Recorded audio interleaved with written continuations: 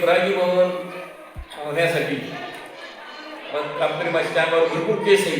तुम्ही जर त्याला सूक्ष्मदर्शनी यंत्राखाली बघितलं ना असं असंख्य केस दिसतील. ज्यावेळेस माशा मकरंद गोळा करतात फुलावर पराग, त्यावेळेस त्या केसामध्ये परागकण भरपूर अडकतात. त्यावेळेस त्या दुसऱ्या फुलावर जाऊन बसतात. त्यावेळेस ते आपोआप तिथल्या स्त्री केशवर पडतात आणि क्रॉसिंग होते. आपल्यामध्ये हे बघा हिंदू धर्मामध्ये बहीण भावाचं लग्न होत नाही, एका नावाच्या माणसाचं लग्न सुरू जमत नाही. अलग लक्षामध्ये. तर हे का आहे तर ते शारीरिक दृष्ट्या चांगलं नाही, ते अपंग पैदा होत असतो. त्या म्हणून हे पूर्वजांना अभ्यास करून गेलेला आहे. म्हणून ते फळधारणा होत आलेली क्रॉस पॉलिनेशन म्हणजे वेगळ्या झाडाचं हे झाड वेगळं आहे, हे झाड वेगळं आहे, त्याच्या फुलातली पराग त्या दुसऱ्या झाडामध्ये फळ पडतं, एकदम चांगल्या दर्जाचं फळ तयार होते, मोठं फळ तयार होते. अलग लक्षामध्ये. आता समजा याचा परागीभवनाचा फायदा सांगतो. काय फायदा? तुमच्या शेतामध्ये सूर्यफूल पेरलं, समजा करडी पेरली, काहीही पेरा, तिथं आपण 10 मधमाशाच्या पेट्या आणून ठेवल्या. त्या माशाने त्या प्लॉटवर काम केलं. दरवर्षी तिथं 10 पोते करडी होती, तर 12 पोते करडी झाली, म्हणजे 2 पोते करडी वाढली, म्हणजे पोते वाढली. आता असाच एक प्लॉट दुसरा आहे, तिथं मधमाशाच्या पेट्या ठेवल्या नाही, तिथं करडी 10 पोते झाली. त्या 10 पोते करडीपैकी एका पोत्याचं तेल काढलं, म्हणजे एका क्विंटलचं तेल काढलं, तिथं 40 किलो तेल निघालं. इथल्या एका क्विंटलचं तेल काढलं, इथं 45 किलो तेल निघालं. म्हणजे मधमाशा ठेवल्यामुळे वजन वाढलं, तेलाची क्वांटिटी वाढली, पोत्याची संख्या वाढली. उदाहरणार्थ लक्षामध्ये, म्हणजे ह्या मधमाशा ठेवल्यामुळे एक नुसतं पोतेच वाढले नाही, तर तेलाचं प्रमाण बी वाढतंय. फळ आहे, पेरूची बाग आहे, एवढं फळ उलटते, तर मग क्रॉस पॉलिनेशन झालं तर मोठी फळं होतात. तुमच्या मुद्दा येतो का लक्षामध्ये? म्हणजे परागीभवनाचा फायदा असा होतो. आता कांद्याचं बियाणं 1 क्विंटल वाढलं तर त्याची किंमत काय, त्याचं लोकांना जाऊन विचारा, मला मी काही सांग. हा तेव्हा बघा हेच आहे, मग फायदा आहे का नाही? तर आता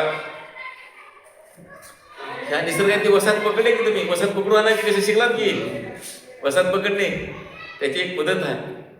ती जर चुकीची पद्धतीने पकडला की ते पेट्या निघून, आता मासे आहेत त्या पेट्याने, कुठं आहेत त्या पेट्या? जवळच आहेत ना.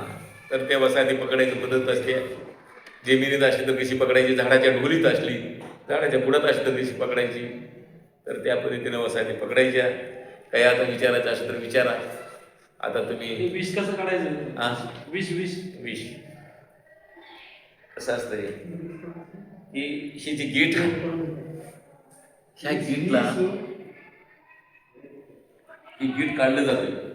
तिथे दुसरी एक विष कलेक्शन करण्याचं साहित्य असते, ते तिथे लावलं जातं.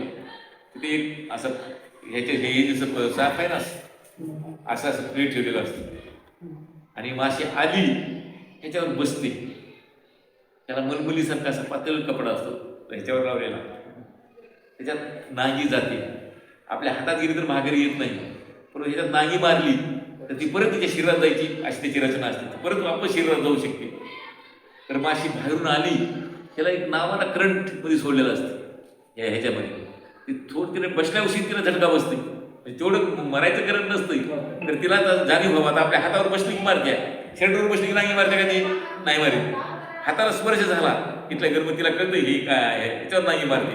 डोळ्याला जाऊन मारते, बऱ्याच वेळेस डोळ्यावरच मारते, ते मारत नाही, तर डोळ्यावर मारते, नाजूक मागतीला करंट का सोडायचा?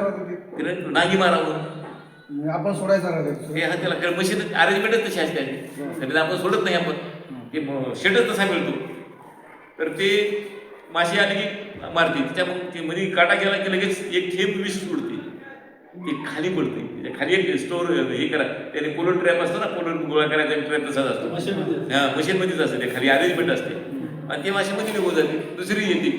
असं एक एक ड्रॉप असं करून त्याच्यात साहित्य मिळते. ते आपल्याला आपण ज्यावेळी शेत करू ना, तुम्हाला माहिती झाली सांगतो, ही उत्तर प्रदेशमध्ये शहारनपूर डिस्ट्रिक्ट, शहारनपुरी नावाचा इथे देवरत नाव शर्मा नावाचा एक बांधकाम आहे. तर हे टेक्निकल चांगल्या प्रकारे डेव्हलप केलेलं आहे. रायजिनी गोळा करायची अशा ट्यूब असतात. रायजिनी किती पहिले 3 दिवसच आळीला खाऊ घातला जातो ना, अंड्यातून अळी झाल्याबरोबर त्याच्यामध्ये ते हे घालतात, राहिलेली स्टोर करतात.